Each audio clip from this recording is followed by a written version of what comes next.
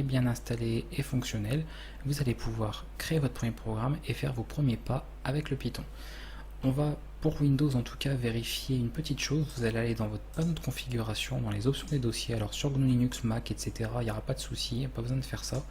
Ou de vérifier quoi que ce soit, tout va être fonctionnel. Mais sur Windows, dans vos options de dossier, l'onglet affichage, vérifiez que la ligne masquer les extensions des fichiers dont le type est connu est bien décochée. Ne la cochez surtout pas, ça va être utile pour la suite.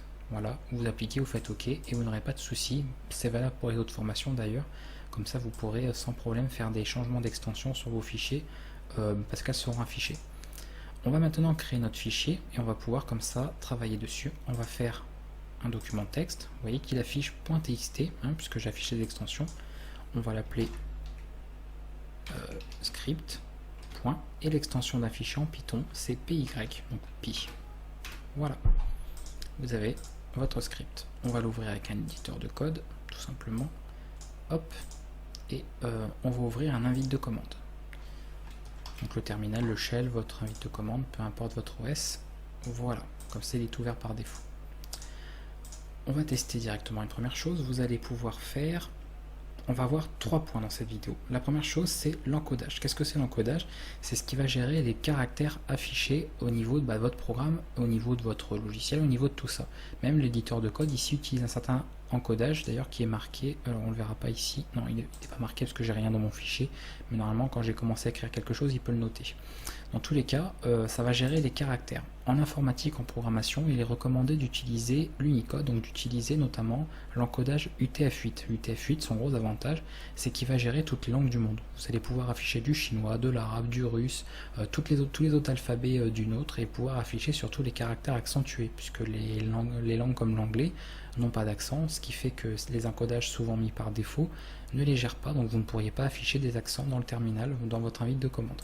Du coup, nous, on va vérifier l'encodage, donc on va mettre un dièse, on va mettre le mot coding, 2 points, et on va mettre UTF-8. Voilà, vous mettez cette ligne-là en début de fichier, toujours au début de votre fichier, vous êtes tranquille. Petite information, depuis la version 3.0 de Python, l'encodage par défaut est UTF-8. Il a été mis directement sur celui-là parce qu'on me recommande de l'utiliser.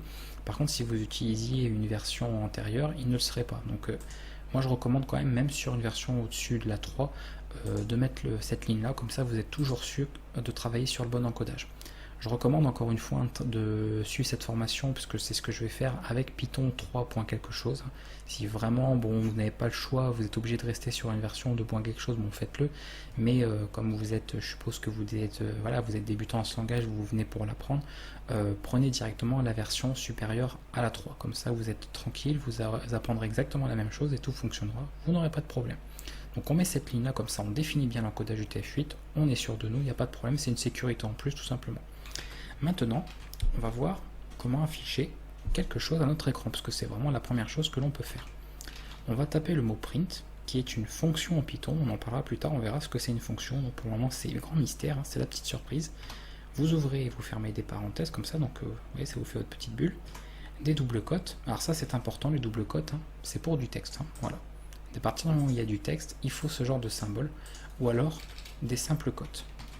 Et vous verrez que les simples codes vont être embêtants. On va commencer par les simples. On va mettre ça. Voilà, bonjour tout le monde.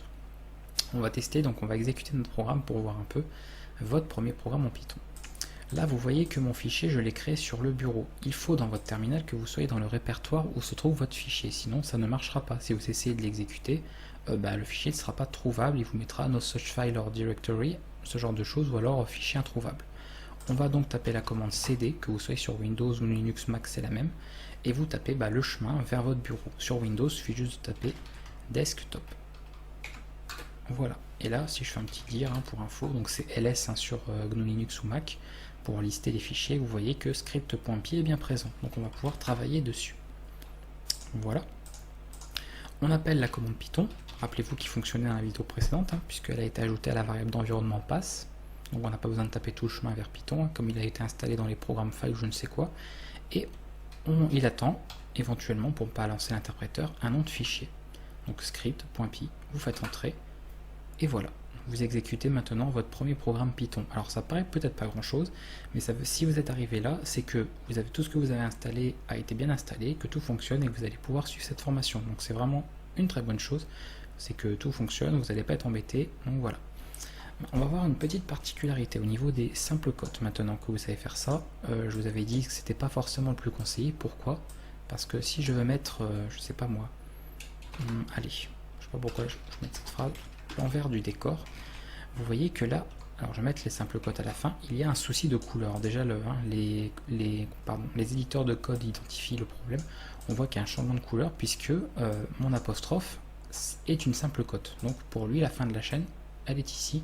Donc ça c'est la chaîne et ça ce n'est plus une chaîne et du coup il y a un symbole qui traîne. D'ailleurs, si j'essaye de réexécuter mon programme, ça ne fonctionne pas. Il me met qu'il y a une erreur de syntaxe. Donc passons.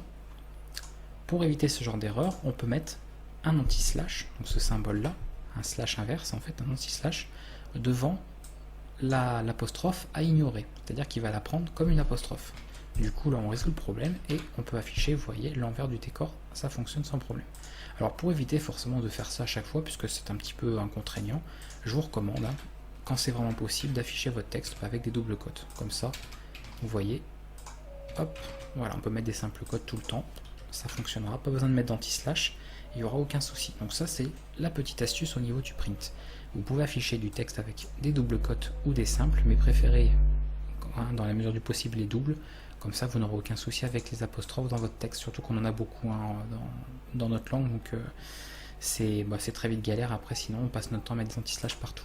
Voilà, vous savez utiliser la fonction pour afficher quelque chose à l'écran, donc n'importe quoi, notamment ici du texte. On verra comment afficher autre chose, on verra comment utiliser un petit peu plus, de manière un petit peu plus complète cette fonction là par la suite, mais pour le moment on va se contenter de ça, on va rester sur de l'affichage de texte pur et dur et sans compliquer les choses, vous pouvez le faire. Si vous mettez un deuxième print ici, donc je le mets en dessous, comme je vous avais dit, le Python est un langage interprété, l'interpréteur va exécuter les lignes une à une, donc les instructions une par une, et vous voyez qu'il les affiche une à la ligne à chaque fois, donc il suit bien comme ça l'ordre du programme. Alors attention, si vous faites un print ici, on est en fait un saut de ligne. Ça c'est la petite question piège. Vous voyez qu'il n'a pas fait un saut de ligne. Il ne prend pas en compte les blancs comme ça, les espaces dans votre programme. Ça c'est pour vous, pour prendre l'habitude de bien aérer un code, que tout ne soit pas forcément tout serré. De ne pas hésiter comme ça à bien présenter votre code, que ce soit plus lisible. Donc pour lui, voilà, c'est comme si vous aviez fait ça, ça ne change strictement rien. Mais c'est important de le noter.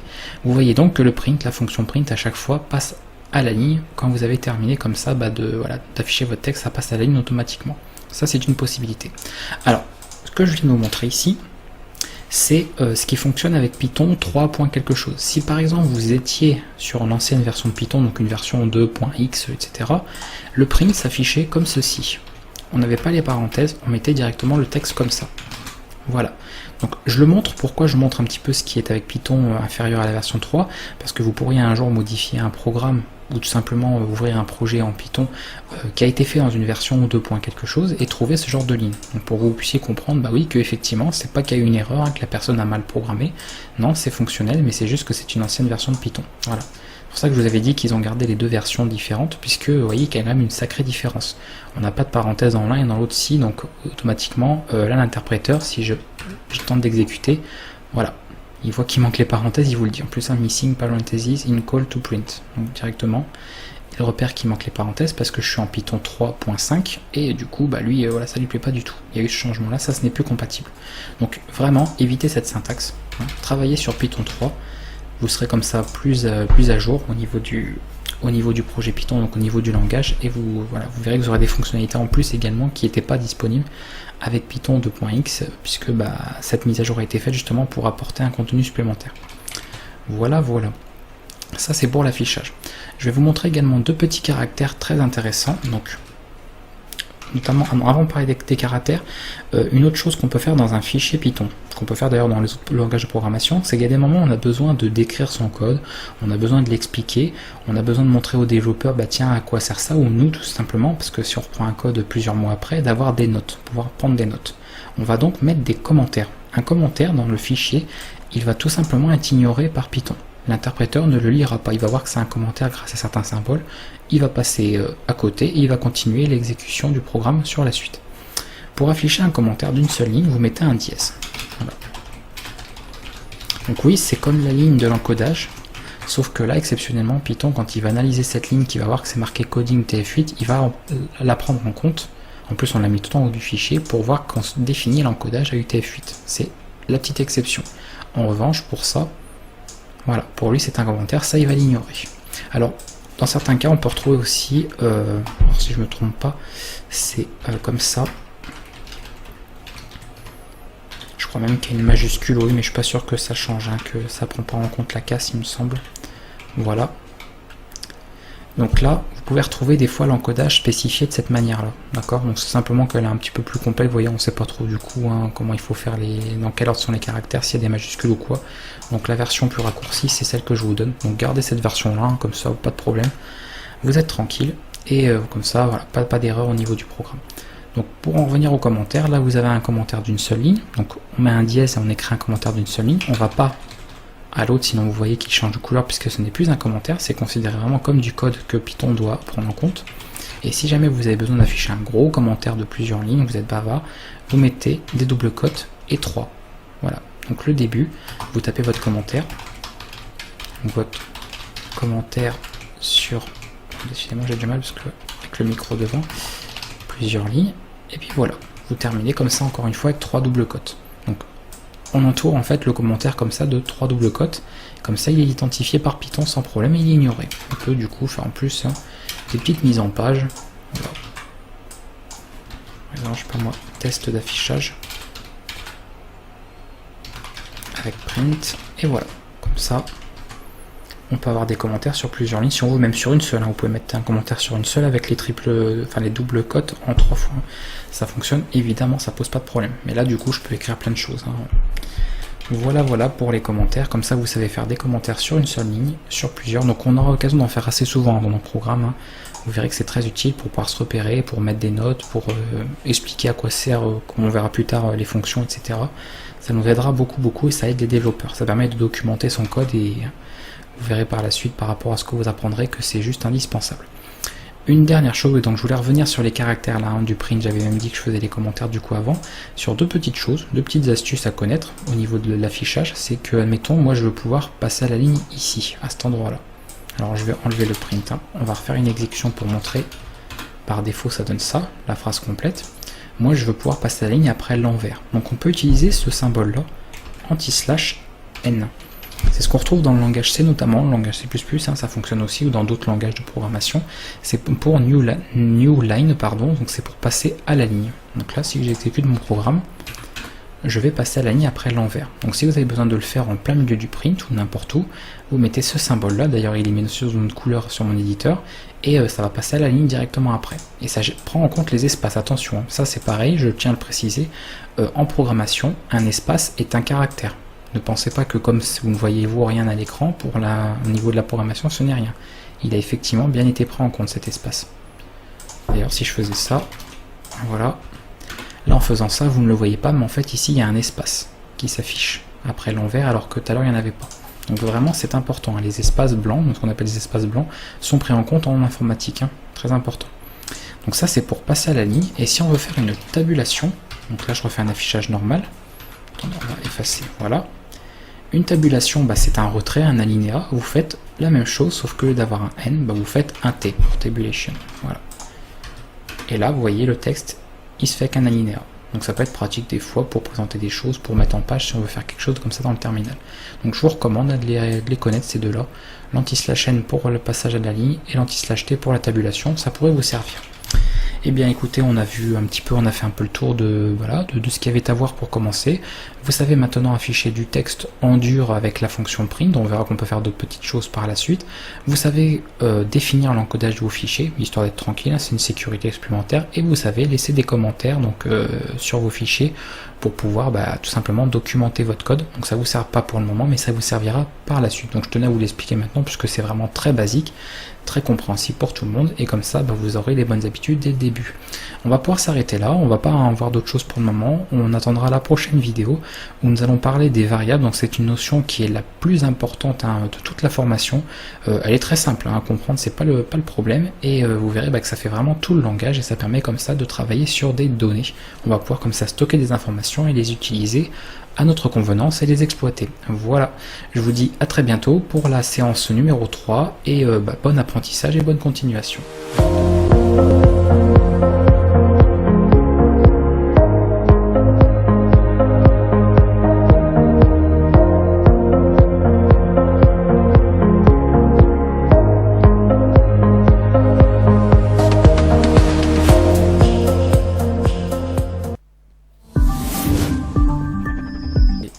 Sur notre code source, on va remettre un encodage, toujours histoire d'être sûr, voilà, même si par défaut c'est de l'UTF-8 en Python 3, et on va commencer à travailler directement avec nos variables. Alors une variable, c'est tout simplement, comme son nom l'indique, une donnée qui va pouvoir varier, c'est-à-dire on va la stocker dans un nom, donc qui permettra de l'identifier. Après, l'interpréteur Python, lui, va l'associer à une adresse en mémoire, donc ça vous vous en fichez complètement, puisque c'est un langage de haut niveau, donc vous n'avez pas à vous soucier de comment est gérée la mémoire, comment elle est stockée au niveau de votre ordinateur. Vous avez simplement des noms pour nommer vos espaces de données, pour y stocker des choses à l'intérieur, faire des tests dessus, etc. On verra tout ça dans les prochaines vidéos. Et voilà, vous pouvez travailler directement avec ces variables-là, et ça vous permet de gérer un petit peu tout l'ensemble de votre programme. Le langage Python, il faut savoir, contrairement à d'autres langages, si vous avez suivi un peu la formation langage C ou des formations un peu plus, on va dire, bas niveau, donc bas niveau au niveau du langage en lui-même, le langage Python utilise un typage dynamique. Qu'est-ce que ça veut dire? Alors déjà, ça veut dire que si au niveau de la création de variables que nous allons avoir, je vais vous montrer très rapidement, on n'aura pas besoin d'indiquer le type de données que l'on va accepter. Donc, on va regarder ça très rapidement et vous allez comprendre en quoi ça consiste. Une variable, elle va tout simplement posséder un nom. Donc on va directement avoir le nom de notre variable. Alors je vais mettre des commentaires pour montrer nommer une variable. Donc elle doit suivre quelques règles. Donc déjà, elle doit commencer par une lettre, c'est-à-dire pas de caractère, pas par exemple de chiffre ou de caractère spécial. Donc nommer une variable doit commencer par une lettre. Elle doit également ne pas contenir, alors ça je vais le mettre, de caractères spéciaux.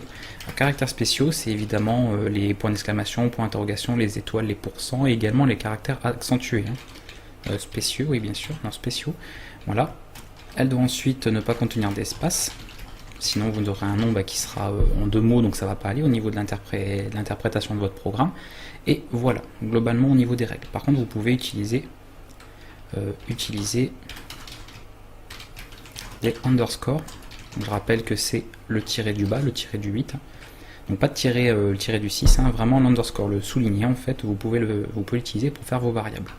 On va commencer par en créer une et on va voir comment ça fonctionne. On va créer une variable âge, ça va rester comme ça très simple. Non, ici je vais faire ça, âge personne. Donc je peux faire une variable âge tout simplement. Après c'est pas un terme qui est très explicite, donc je recommande évidemment d'être très explicite au niveau du nommage de vos variables. Pourquoi? Déjà parce que lorsque vous aurez plusieurs centaines, plusieurs milliers de lignes et plusieurs dizaines de variables, il est bien que vous puissiez avoir un nom qui soit correct. Il faut normalement en fait que le nom de votre variable puisse directement commenter votre code. Si vous êtes obligé de faire un commentaire au niveau d'une variable pour dire qu'elle concerne telle partie de votre programme ou qu'elle stocke telle information, c'est que déjà le nom de votre variable n'est pas suffisamment clair. Donc là, âge, ça peut être l'âge de n'importe quoi. Donc on va dire, je sais pas moi, on a un programme qui va faire un répertoire sur des personnes, donc on va mettre au minimum âge personne. Voilà. Ça c'est un nommage possible. C'est-à-dire que j'utilise ce qu'on appelle une syntaxe en camel case, c'est-à-dire qu'on va avoir le premier mot et à chaque nouveau mot on va mettre une majuscule. Vous voyez, ça permet comme ça naturellement à la lecture de pouvoir bien différencier chaque mot. On peut sans problème faire comme ça, avec le fameux underscore. On peut faire tout comme ça, on n'est pas obligé de mettre de majuscules si vraiment vous ne voulez pas en mettre. Vous pouvez en mettre une au début si ça vous chante. D'ailleurs, il va me l'enlever. La complétion automatique n'est pas toujours pratique, etc., etc. On peut aussi commencer par un underscore. Je ne l'ai pas dit, on doit commencer par une lettre ou un underscore. Je le précise pas souvent parce que je le fais assez rarement, ça dépend des langages en fait. Certains langages, notamment PHP, pour le web, c'est assez intéressant d'utiliser ce genre de syntaxe, mais vous pouvez le faire, ça marchera sans problème. Donc vous avez un nom de variable comme ça, donc vous voyez, il y a plusieurs noms possibles. Je ne peux pas en revanche faire ça. Bon, je sais pas pourquoi. par exemple. Vous voyez ici, d'ailleurs, mon éditeur va colorer différemment, ça ne fonctionne pas. Et on ne peut évidemment pas s'amuser à mettre des caractères spéciaux. Voilà, pas de caractères spéciaux, évitez vraiment. Certains langages ne vont pas l'accepter, d'autres vont éventuellement l'accepter, mais vous aurez de toute manière des soucis avec. Donc le mieux, c'est de rester sur des caractères non accentués. N'oubliez pas que ce sont des langages qui sont américains à la base pour beaucoup, qui voilà, n'ont pas d'accent, tout simplement. Il n'y a pas d'accent dans la langue, donc du coup, voilà, les accents, tout ce qui est caractères accentués ou tous les caractères spéciaux ne sont pas acceptés dans le nommage de vos variables. Donc restez sur des noms simples. Moi je recommande, ça dépend, vous pouvez prendre cette syntaxe là, qui est évidemment une syntaxe très recommandée dans le milieu de l'informatique. Vous pouvez également faire ce genre de syntaxe, voilà. Et après pour certains cas, des fois on peut avoir ce genre de syntaxe, mais ça c'est autre chose encore. Donc on verra un petit peu, ou alors voir carrément comme ceci. Voilà, donc ça dépend, mais c'est vous qui voyez. Je suis pas, enfin je veux dire, moi je n'exige rien du tout, bien évidemment. Vous programmez absolument comme vous voulez, mais si vous voulez, en tout cas une bonne astuce, ou en tout cas un bon conseil, c'est que si vous adoptez dans un projet en lui-même, je parle pas dans tous vos projets que vous pourriez faire, mais dans un seul projet en lui-même, c'est d'adopter toujours la même syntaxe. C'est-à-dire si vous partez au départ par une syntaxe comme celle-ci, ne commencez pas à faire par exemple après quelque chose comme ça. Sinon, on ne s'y retrouve pas, on n'a pas quelque chose qui est cohérent, qui est homogène, ça va pas. Donc il faudra adopter, voilà, toujours le même type de syntaxe pour que ce soit plus correct par rapport au nommage de vos variables. Donc j'ai passé pas mal de temps à ce niveau-là pour vous l'expliquer, mais parce que c'était bien quand même de le savoir, que vous avez plusieurs, c'est assez flexible en fait de nommer le nom de sa variable. Donc le nom va permettre de l'identifier au niveau de votre programme, donc moi par exemple ça va être, je vais reprendre cette syntaxe-là, et on va faire une affectation, c'est-à-dire qu'on va mettre un égal. Un seul égal, c'est important, vous verrez par la suite que si on met un double égal, ça voudra dire autre chose, on en parlera plus tard. Ça va permettre d'affecter une information à cette variable-là. Donc moi par défaut, je vais lui mettre un type de données, ici qui est un entier, je lui mets 14. Voilà, l'âge de la personne est égal à 14. Les types de données, pour les types standards en tout cas, je vais vous en donner quelques-uns. Type standard, donc on va avoir l'entier numérique, ce qu'on appelle un int pour integer. On va avoir le nombre flottant, donc un nombre à virgule, donc un float. On va avoir la chaîne de caractères, un string, donc str. Donc je vais mettre plutôt, voilà, comme ça je vais garder, vous comprendrez pourquoi. On va avoir un booléen.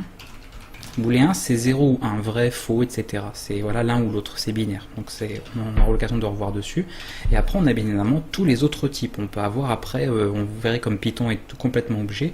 On peut avoir un type de liste, un type genre tableau, on peut avoir type dictionnaire, type tuple. On peut avoir vraiment plein de types au niveau de Python. Mais ça, c'est pour les types, on va dire, standards. Ceux que vous allez utiliser beaucoup, sur tous les 3 premiers en l'occurrence, au niveau de vos variables. Donc là, automatiquement, Python va procéder à un typage dynamique. Typage dynamique, donc il n'est pas explicite, c'est-à-dire par exemple au niveau, si vous suivez le langage C, je prends cet exemple-là parce qu'il est très parlant, si j'avais voulu créer une variable comme ça, il aurait fallu faire ce genre de choses. Pour identifier, dire que hPerson c'est une variable de type int, donc de type entier. Python, il n'y a pas besoin de faire ce genre de choses. Automatiquement, comme on stocke 14, on lui affecte la valeur de 14, il va savoir, l'interpréteur, que c'est un entier. Donc il va transformer, si vous voulez, cette variable en entier, automatiquement. Par contre, attention, à partir du moment où vous allez vouloir l'afficher ou faire enfin peu importe ce que vous voulez avec cette variable-là, il la considérera toujours comme un entier. Donc un entier, pas de problème, on peut faire des calculs avec. Je pourrais très bien faire des calculs plus tard avec l'âge de la personne. D'ailleurs, dans la vidéo suivante, on parlera des opérateurs, donc vous aurez l'occasion de voir tout ça. Par contre, il n'est pas question de l'utiliser comme un texte. Même chose. Si je fais hPerson comme ça, ici, il s'agit bien d'un texte. Vous ne pourrez pas faire de calcul sur cette valeur-là. Pour Python, ce n'est pas un nombre. Donc, ce qui n'est pas un nombre ne peut pas subir d'opération, entre guillemets. Du coup, on l'identifie, mais évidemment une chaîne avec les doubles cotes, comme on avait vu un petit peu, comme pour le print, en fait, quand on utilise la fonction print. Et ça, ce sont deux variables, enfin pas deux variables différentes, parce qu'elles ont le même nom, donc ça ne marcherait pas. Donc là, je vais faire plutôt comme ça, voilà. Mais ça, ce sont deux choses différentes. Là, il s'agit bien d'une variable qui possède un entier, donc un int, et là, il s'agit bien d'une variable qui contient une chaîne de caractères, donc un string, donc str. Pour cela, d'ailleurs, on va vérifier quelque chose. Je vous montre une première fonction à retenir. Vous pouvez la noter si vous voulez la retenir, voilà un petit peu. C'est la fonction type. Donc si je fais type de hPerson, d'accord, je vais vous le montrer comme ça, et je vais refaire un print en dessous de type de hPerson2. Vous allez voir qu'il va m'afficher, en fait, type, c'est une fonction qui retourne tout simplement le type d'une donnée, donc une variable, etc., un objet ou autre. Donc on va regarder ça. On va faire, hop, Python. Voilà. Donc là, il vous met ce genre de ligne. Alors c'est normal, hein, c'est un affichage, il vous met que c'est de classe, puisque je vous rappelle qu'en Python, tout est objet, mais vous n'y êtes pas encore. On n'a pas encore parlé de tout ce qui est programmation orientée objet. Donc considérez pour le moment voilà, qu'on parle de type et pas de classe. Vous voyez que le premier est bien un int et le deuxième est un str. Pourtant, j'ai mis des nombres dedans. Donc c'est vraiment deux choses distinctes. Donc voilà comment on fait un entier, voilà comment on fait une chaîne de caractères. Pour un nombre flottant, ça peut être tout simplement comme ceci. On met un point, toujours en informatique, le point pour représenter la virgule, et c'est tout. Pour un booléen, on va avoir par exemple continuer partie à true, ou bien à false. Vous remarquerez qu'on met une majuscule au niveau du mot ici. Dans certains autres langages, on n'en met pas, ici on en met une. Voilà. Donc ça, c'est à retenir, niveau booléen. Donc ça, c'est globalement pour les 4 choses comme ça qu'on a à voir. Les autres, on les verra par la suite. Vous aurez l'occasion éventuellement de les utiliser dans vos projets. Il faudra les voir à ce moment-là, mais pour le moment, c'est tout ce qu'il y a à retenir. Après, il y a des types différents de nombres. C'est-à-dire que là, je stocke un nombre décimal, mais je pourrais très bien stocker un nombre hexadécimal, c'est-à-dire de la forme, bon là, ce serait pas un H du coup, mais 0x, je sais pas moi, FAT5B8, voilà. Un nombre hexadécimal comme ça, avec 6 chiffres en l'occurrence, hexadécimaux. On pourrait stocker de l'octal également, en mettant un 0 devant, 0,705, etc. On pourrait faire aussi une variable de type long, c'est-à-dire qui est un peu plus grand au niveau de l'espace qu'elle peut accorder qu'un entier, etc., etc. Et avec J, je crois que c'est pour les nombres imaginaires, si je ne dis pas bêtise, donc là on rentre dans les mathématiques. Donc tout ça, je ne vais pas vous faire le détail, parce que ça va dépendre complètement de vos projets, et il y en a beaucoup d'autres, donc si je commence à vous faire le listing, c'est juste complètement inutile à l'heure d'aujourd'hui, là où vous en êtes. Par contre, si un jour vous avez besoin, je sais pas, de manipuler des nombres hexadécimaux, faudra regarder au niveau de la documentation de Python comment que ça se met en place. Vous verrez qu'il suffit de rajouter un petit 0x et ça devient un identifiant pour l'interpréteur Python qui saura que vous manipulez de l'hexadécimal. Comme ça, vous pourrez travailler comme ça dessus. Donc je vais revenir sur mes exemples. Retenez en tout cas ces 4 types de données: l'entier, le nombre flottant, la chaîne de caractères et le booléen. Ce seront les plus utiles. Du coup, on a vu comment afficher le type d'une variable. Nous, ce qui va nous intéresser, c'est afficher une variable. Ça me paraît logique. Maintenant que vous savez créer des variables, vous savez comment ça fonctionne, à quoi elles servent, on va pouvoir afficher leur valeur. Pour afficher la valeur d'une variable, on utilise ce que vous avez appris jusqu'à maintenant, c'est-à-dire print, la fonction pour afficher quelque chose, donc sur la sortie standard, en l'occurrence ici, le terminal. Et au lieu de dire, je vais afficher un texte comme ici, bonjour, je ne veux pas afficher un texte, je veux afficher le contenu d'une variable. Donc on enlève les double cotes, il ne s'agit pas d'une chaîne, vous allez voir pourquoi. D'ailleurs je vais les laisser au début pour vous montrer. Mettons, je vais afficher l'âge de la personne. Allez, je vais faire comme ça. Automatiquement, si j'exécute mon programme, il va m'afficher âge personne, puisque je lui dis d'afficher le texte suivant. Donc c'est exactement ce que Python fait, il fait exactement ce que je lui demande. Donc n'oubliez pas, pour afficher une variable, de ne pas avoir les double cotes. Automatiquement, vous voyez, ce n'est plus du texte, et là, je vais pouvoir afficher la valeur. Il n'y aura pas de souci à ce niveau-là. Alors rappelez-vous, print affiche toujours les données, en tout cas quand ça ne pose pas de souci, sous forme, il est considéré en fait comme une chaîne. C'est-à-dire à un moment où print ici l'affiche, l'âge de la personne est une chaîne de caractères. On verra pourquoi, on verra après en quoi ça peut poser problème, surtout quand on va faire de la saisie de données juste après. Donc tout simplement, un petit print, vous mettez la variable que vous voulez et vous pouvez l'afficher. Maintenant, si vous voulez la compléter avec un texte, vous pouvez mettre le texte, donc on va faire âge de la personne, comme ceci, et vous mettez une virgule. Python va faire un espace, là vous voyez je ne mets pas d'espace avant la fin du texte, puisque Python va faire un espace entre la phrase ici et la valeur de la variable. Donc n'en mettez pas, c'est un peu, voilà, au début on n'est pas toujours habitué sur certains langages, où il faudrait les mettre, les espaces, donc là en Python pas besoin. Et on teste et vous voyez qu'il met âge de la personne 14. D'ailleurs j'aurais même pu faire ça, hop. Voilà, d'accord. Donc vous pouvez sans problème associer comme ça du texte avec une variable. Et on peut ensuite continuer du texte derrière. Si je mets un point, allez, mettons, voilà, tout simplement. Vous voyez, ça va fonctionner. Par contre, il met un espace, évidemment. Donc ça, c'est un petit peu on va dire, le petit point, le petit bémol par rapport à ce système d'affichage, comme ça, qui permet de concaténer à la fois de la chaîne de caractères et la valeur de variable. On va voir une autre méthode juste après, ce sera un petit bonus, je vous la donnerai comme ça, même si on n'a pas encore vu de l'objet, mais ça vous permettra comme ça d'afficher proprement des choses au niveau des variables. Je vais vous la montrer maintenant d'ailleurs, puisque après on va parler de tout ce qui est, on va commencer à voir d'autres choses pour la saisie de données, donc on va le voir maintenant. Vous pouvez faire tout simplement, alors en Python on en reviendra plus tard, vous savez que tout est objet, vous avez vu d'ailleurs il a mis tout à l'heure que ça c'était de classe int, ça c'était de classe str, etc. Et comme tout est objet, eh bien, chaque objet a des propriétés, donc ce qui permet de le définir, et il a également des méthodes, c'est-à-dire ce qu'il peut faire. C'est un petit peu les services qu'il peut vous rendre. Une chaîne de caractères, elle a certaines méthodes, donc des fonctions, en fait, ce sont des fonctions de classe, qui vont lui permettre de faire certaines choses. Et il y a une fonction très intéressante sur les chaînes qui s'appelle format et qui va permettre de formater du texte. Comment ça va fonctionner? Eh bien, je vais pouvoir faire ça. Alors, je vais faire une variable intermédiaire pour que vous ne puissiez pas trop être perdu parce que ça va faire des concaténations un peu compliquées et vous risquez de ne pas comprendre.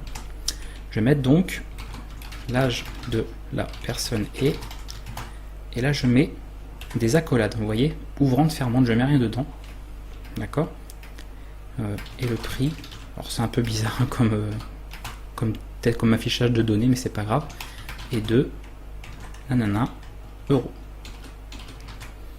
Donc vous imaginez en fait, vous faites toute votre phrase et à chaque endroit où vous voulez normalement afficher la valeur d'une variable, ce qu'elle contient, vous mettez des accolades comme ça, une petite boîte, j'appelle ça une boîte, et on va pouvoir remplacer ce qu'il y a dans toutes ces petites boîtes. Donc, vous voyez, c'est facile à lire naturellement, on comprend très très bien ce que l'on veut faire, et ensuite, on va tout simplement faire, donc on va l'utiliser directement, là on fait un format. Donc sur tout ça en fait, texte, donc je vais faire print, je vais dire t'affiches le contenu de texte, et sur texte, comme c'est une chaîne de caractères, vous le voyez au-dessus, je vais utiliser une méthode dessus, donc une fonction en fait des chaînes de caractères qui s'appelle format. Donc ça, si vous ne comprenez pas encore hein, l'utilisation des méthodes, etc., ce n'est pas grave, on ne l'a pas encore vu. On n'en est vraiment qu'au début de la formation, on le verra bien plus tard. Donc vous en faites pas, c'est le petit bonus que je vous donne maintenant. Vous pouvez l'utiliser bêtement en fait pour le moment, comme ça, tel que je vous l'ai montré, sans forcément le comprendre. Par contre, vous en faites pas, vous le comprendrez par la suite et vous pourrez voilà, vraiment l'utiliser comme il faut. Et là, format va prendre en paramètres, dans l'ordre des bulles que vous avez ici, et bien les variables sur lesquelles il faut mettre les valeurs. Donc la première c'est l'âge, donc âge personne, virgule, ici, le prix hors taxe. Tout simplement, vous voyez, il va faire un remplacement. Ça, il va le mettre là-dedans, la valeur, et ça, il va le mettre là-dedans, à chaque fois. Donc il faut, si vous avez deux boîtes, hein, entre guillemets, vous aurez donc ici deux variables dans la fonction, enfin dans la méthode format. Et là, on peut directement afficher. Alors il vous met name text, oui effectivement puisque j'ai oublié, j'avais appelé ça en français, voilà, donc c'est pas grave, une petite erreur d'inattention. Et là il met encodé caractère, alors toc toc toc toc, ça va être peut-être mieux, non plus, position 5, ah pardon, non c'est pas ça qui va, je fais des bêtises là, attendez, voilà, je vais enlever le symbole euro, il va pas être content. Voilà, on va enlever ça. Ce symbole euro qui passe pas dans l'affichage, hein, il ne le prend pas en compte. Donc c'est pas bien grave, je l'ai enlevé, j'ai mis le texte à la place. Et là vous voyez que l'âge de la personne est 14 et le prix hors taxe on a été 220,46 €. Donc qui gère du coup très bien les espaces. Si je veux pas d'espace, je peux faire ça. Je le colle à ma petite bulle là et hop, vous voyez, ça va directement modifier. Donc ça c'est vraiment super, ça formate vraiment le texte comme vous voulez. Alors ça, vous voyez, je l'ai fait en 2 lignes, c'est peut-être un peu plus long. Il y en a qui préféreront une méthode plus raccourcie. Bah, au lieu de passer par une variable intermédiaire, vous pouvez directement prendre ce qu'elle contient. Et moi je fais ça, ça va beaucoup plus vite, c'est-à-dire qu'on n'utilise pas de variable, on fait ça. C'est un peu moins lisible, mais ça fonctionne en tout cas. Donc c'est tout ça, toute la chaîne de caractères dans le print, et sur tout ça, on fait un point format avec les bons paramètres qui vont. Et ça fait exactement la même chose, hein. Donc, pas de problème à ce niveau-là. Donc ça c'est une méthode pour afficher les variables. L'avantage c'est que cette méthode elle fonctionne à tous les coups, avec tous les types de données. Donc que ce soit des chaînes de caractères comme ici, des nombres flottants, des true, false, des entiers, il vous fera pas d'erreur au niveau de Python en vous disant bah tiens je sais pas afficher ce type de données, ou alors faut que tu fasses une conversion, etc. C'est là tout l'avantage et vous allez voir que ça va être utile pour la suite. Du coup, alors j'espère que je vais pas trop vite, hein, parce que je vais pas faire une vidéo trop longue, parce qu'il y a quand même pas mal de choses hein, au niveau des variables, donc je préfère aller de pas trop traîner non plus, mais je veux pas non plus, je vous dis, balancer ça rapidement.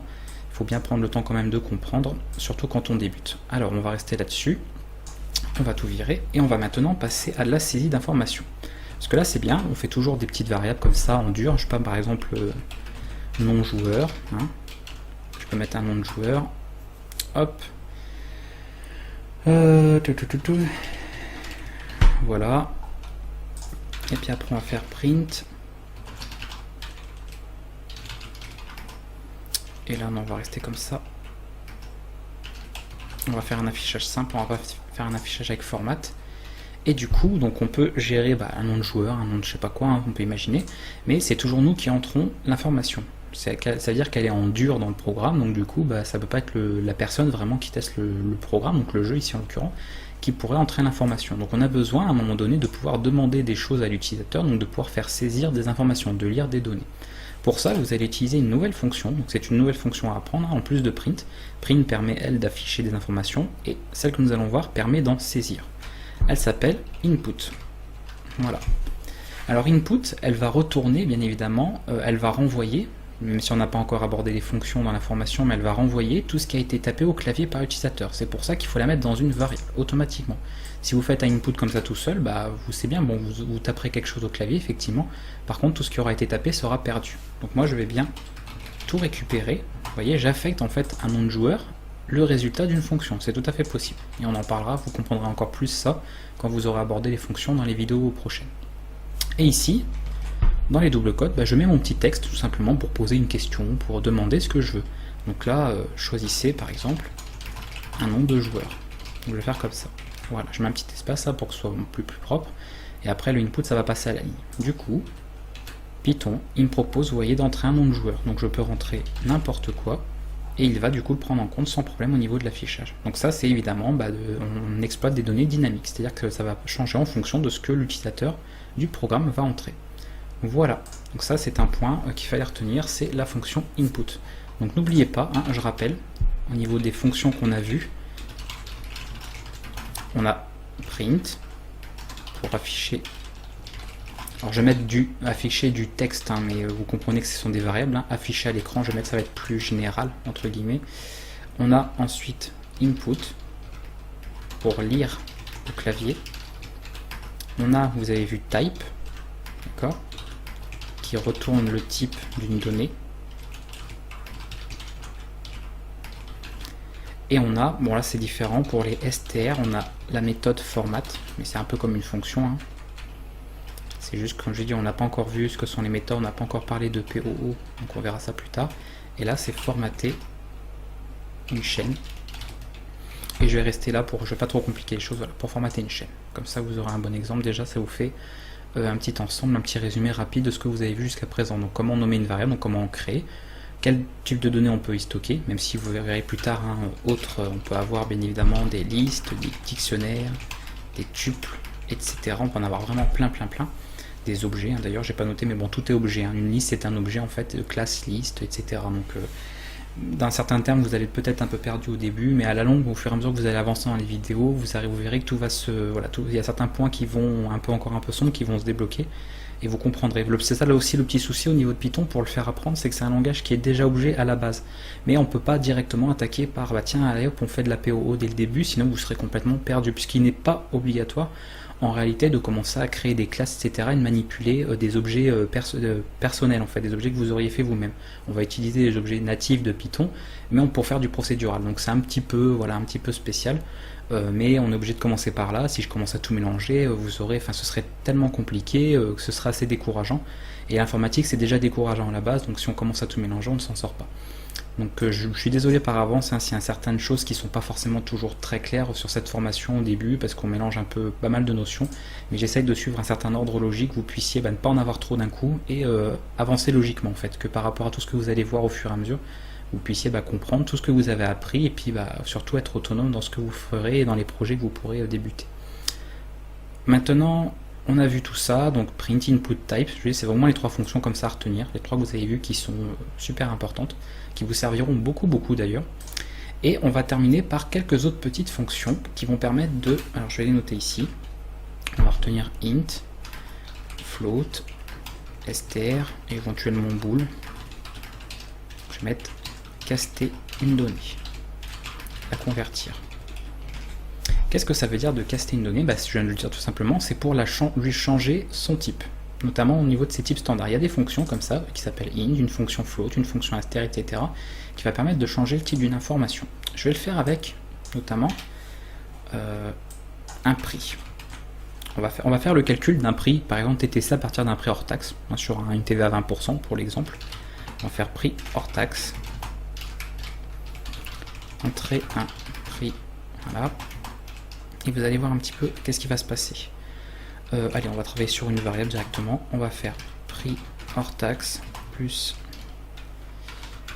Donc ça, hein, on n'a pas encore vu les opérateurs, d'accord, donc vous en faites pas.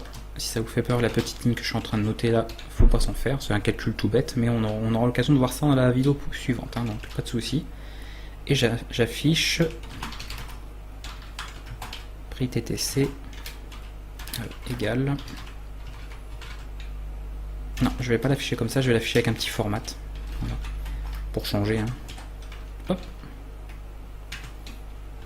Format de prix TTC. Non, excusez-moi, parce que si je fais comme ça, justement, j'aurai pas le souci que je vais vous montrer. On va y arriver. Voilà. Prix TTC égale, donc avec la virgule, prix TTC. Donc on va regarder ça à ce niveau-là. Je vais exécuter, vous allez voir, je vais avoir une erreur. Mon programme ne va pas fonctionner. Alors je vais rentrer un prix hors taxe. Et là, il me met que il y a un opérande qui n'est pas supporté, notamment ici str et int. Pourquoi? Tout simplement parce que la fonction input, quand elle lit quelque chose, elle va en faire un texte. Pour elle, tout ce qu'elle lit, c'est du texte. C'est comme ça, c'est de type str, une string. Donc si vous entrez simplement un nombre, donc comme là, par exemple, moi j'avais entré 125, pour lui, ça va être de ce type-là. Prix hors taxe, en fait, il va être comme ça. Il va être stocké de cette manière. Et là, quand on va faire un petit calcul, ça on va le voir dans la vidéo suivante, hein, comme j'ai dit, les opérateurs, les opérations, vous essayez de calculer entre guillemets ça. Un texte 125 avec, du coup ça aussi, hein, forcément. Voilà, donc un texte 125 avec des vrais nombres entiers, ce qui est juste pas possible. Comme de dire, bah tiens, je veux afficher, par exemple faire l'addition d'une lettre plus un nom, vous allez obtenir quelque chose d'assez bizarre. Donc là, c'est pas possible, puisque vous essayez de faire des calculs sur des types de données différentes, des chaînes avec des entiers, c'est pour ça qu'il vous met ce genre d'erreur. On va être obligé du coup de faire une conversion, de forcer le type, de faire un cast pour dire que prix hors taxe, je veux lui affecter une nouvelle valeur, je veux lui affecter une conversion en entier de ce qui a été noté avant, prix hors taxe. Donc on fait ça, prix hors taxe égale int de prix hors taxe. Et là, automatiquement, je viens de convertir en entier. Pourquoi ça n'aura pas posé de souci? Puisque j'ai simplement entré ici un nombre. Donc pour lui, 125 en texte, il est capable de le convertir en entier. C'est comme s'il enlevait simplement les doubles guillemets et ça va fonctionner. Donc là, je peux noter 125 et vous voyez qu'il m'affiche bien le prix TTC. Il n'y a pas de problème, ça fonctionne. Donc ça, c'est super important. Dans certains cas, vous n'aurez pas le choix, vous serez obligé de passer par là.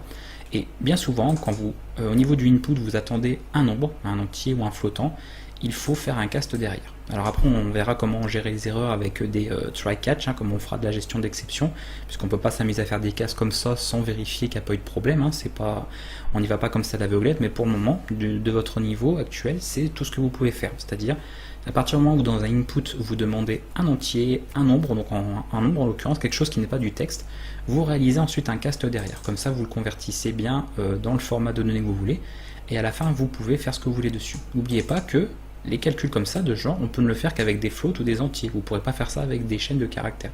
Ou encore un booléen. Pourquoi pas? Parce que le booléen, il ne va pas le convertir tout seul. Le booléen, ça va être true ou false. Si vous voulez, par exemple, que ça devienne 0 ou 1, 0 pour false et 1 pour true, il faudra convertir, par exemple, votre booléen en entier avec int. Il va convertir automatiquement. D'ailleurs, on va faire le test. Valeur.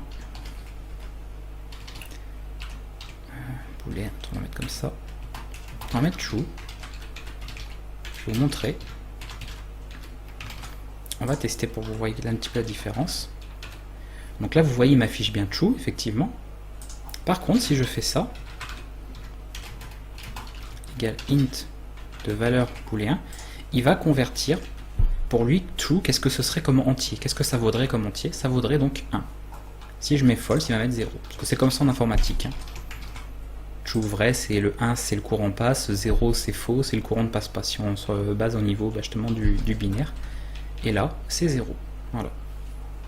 Et si je le mettais en str, alors ce serait un petit peu bizarre en l'occurrence, là il va l'afficher comme texte. C'est-à-dire que là, le mot que vous voyez, false ici, ce n'est plus un booléen en fait. C'est le mot booléen, c'est un texte. C'est pas pareil, alors c'est un peu spécial. C'est-à-dire qu'après, plus tard, si je veux faire des tests dessus, vérifier par exemple quelque chose est faux, il va pas dire que c'est faux, il dira bah oui, que le texte est égal à F-A-L-S-E, avec un F majuscule en l'occurrence. Donc attention à cette distinction de données. De bien retenir que, encore une fois, ceci, ce n'est pas la même chose que ça.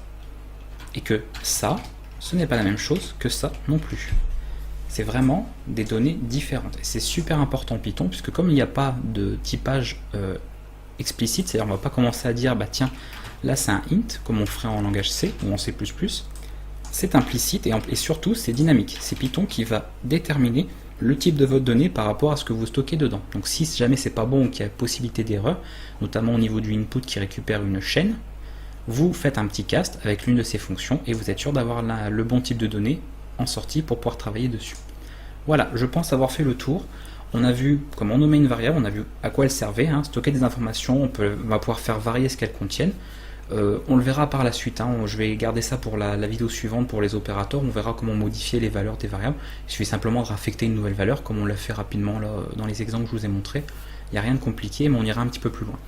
On a vu les types standards, grosso modo, même si je ne me suis pas trop attardé sur le type long et les types imaginaires ou ce genre de choses. Et on a vu, on a refait un petit rappel sur les fonctions que vous avez vues jusqu'à présent, et les nouvelles notamment, que ce soit le input, le type. Donc vous en avez vu beaucoup, mine de rien, là. En une vidéo, il y en a plein de nouvelles, et puis éventuellement celle-là, si vous voulez la retenir, pour ceux pour les plus courageux ou ceux qui veulent, qui sont un peu plus impatients encore, retenez celle-ci également, cette méthode, la format des chaînes de caractères. Comme ça, vous pourrez formater du texte sans problème. Voilà, je pense avoir fait le tour de tout ce que je voulais vous montrer ici.